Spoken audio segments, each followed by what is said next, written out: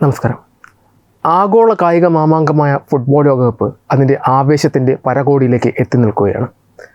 July 19 ന്യൂജേഴ്സിയിലെ east റദർഫോർഡിലുള്ള വിഖ്യാതമായ met life സ്റ്റേഡിയത്തിൽ അരങ്ങേറുന്ന കലാശപ്പോരാട്ടത്തിൽ പരമ്പരാഗത ശക്തികളായ സ്പെയിനും അർജന്റീനയും നേർക്കുനേർ ഏറ്റുമുട്ടുമ്പോൾ ഭൂഗോളം നിശ്ചലമാകുമെന്നതിൽ സംശയമില്ല.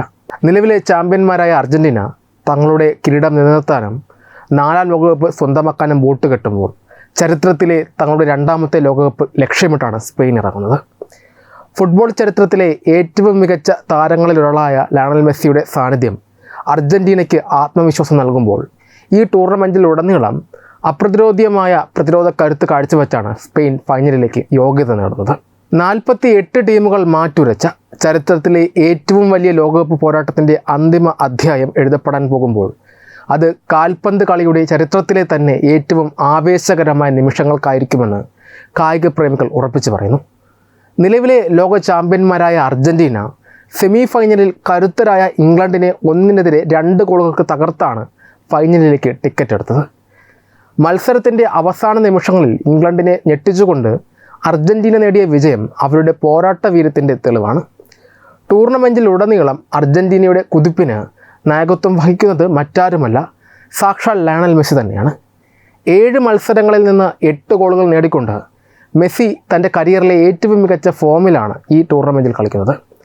2022 ഖത്തറിൽ നേടിയ കിരീടത്തിന് ശേഷം തുടർച്ചയായ 2ാം ലോകകപ്പ് നേട്ടമാണ് അർജന്റീന ലക്ഷ്യമിടുന്നത്. ഞായറാഴ്ച നടക്കുന്ന ഫൈനലിൽ വിജയിക്കാനായാൽ 1958, 62 വർഷങ്ങളിൽ ബ്രസീൽ കൈവരിച്ച നേട്ടത്തിന് ശേഷം തുടർച്ചയായി 2 തവണ ലോകകപ്പ് കിരീടം ചൂടുന്ന ആദ്യ പുരുഷ ടീം എന്ന ചരിത്ര നേട്ടത്തിലേക്ക് അർജന്റീനയ്ക്ക് നടന്നു കയറാം. മെസ്സിയുടെ ലോകകപ്പ് കരിയറിലെ അവസാന മത്സരമായിരിക്കാം ഇത് എന്നതുകൊണ്ട് തന്നെ കിരീടത്തോടെയുള്ള ഒരു വിടവാങ്ങലിനായി ആരാധകർ പ്രാർത്ഥനയോടെ കാത്തിരിക്കുകയാണ്. മറുഭാഗത്ത് മുൻ ലോക ചാമ്പ്യന്മാരായ ഫ്രാൻസിനെ സെമി ഫൈനലിൽ എതിരില്ലാത്ത 2 ഗോളുകൾക്ക് നിഷ്പ്രഭമാക്കിയാണ് സ്പെയിൻ ഫൈനലിലേക്ക് യോഗ്യത നേടുന്നത്. ടൂർണമെൻറ്റിൽ ഉടനീളം ആധിപത്യം പുലർത്തിയ ഫ്രാൻസിനെതിരെ കളി പൂർണ്ണമായും നിയന്ത്രിച്ചാണ് സ്പെയിൻ വിജയം പിടിച്ചെടുത്തത്.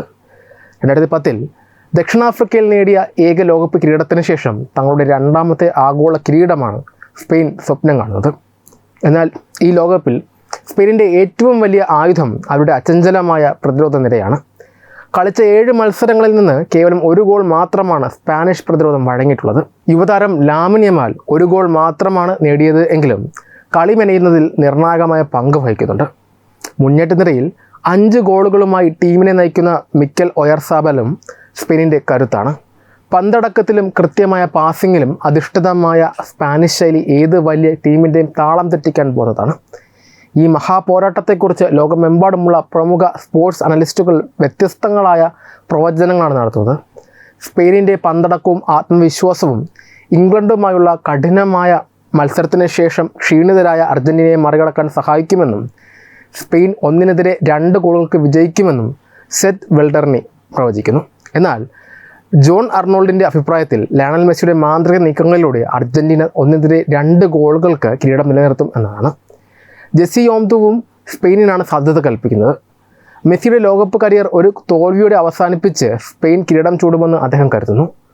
നാൻസി ആർമർ ആകട്ടെ സ്പെയിൻ എതിരില്ലാത്ത 2 ഗോളുകൾക്ക് അർജന്റീനയെ തകർക്കുമെന്നാണ് വിശ്വസിക്കുന്നത്.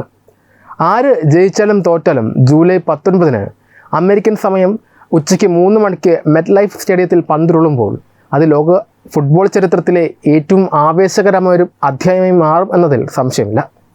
വെബ് ഡെസ്ക് തത്വമൈ ന്യൂസ്.